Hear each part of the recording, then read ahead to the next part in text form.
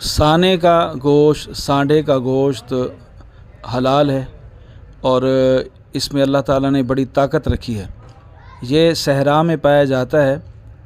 اسے پکڑنے والے بڑی محنت کے ساتھ اسے پکڑتے ہیں اور یہ تمام اجزاء اس کے انتہائی قیمتی ہیں۔ یہ غذا کے طور پر عرب میں تو مستعمل ہے، ہمارے علاقوں میں بھی کچھ لوگ اسے شوق سے کھاتے ہیں اور پاک و ہند کے اندر اسے خاص طور پر طلا کے طور پر استعمال کیا جاتا ہے۔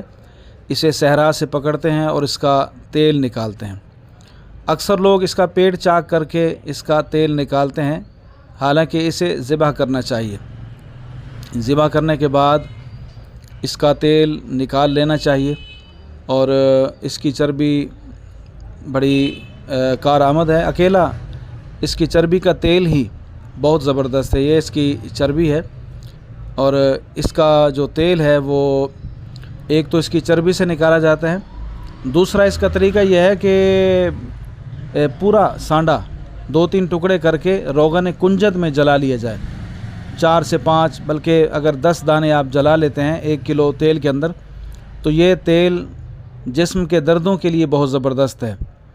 اگر اس میں آپ رتن جوت ڈال دیں، یعنی 1 چھٹانگ رتن جوت جسے یار لانگ بھی کہتے ہیں، رتن جوت بھی کہتے ہیں، وہ ڈال دیں اور 10 سے 11 زب سانڈا اسے جلا لیا جائے تو یہ تیل کمر کے درد کے لیے بہت ہی زبردست اور کارآمد ثابت ہوتا ہے۔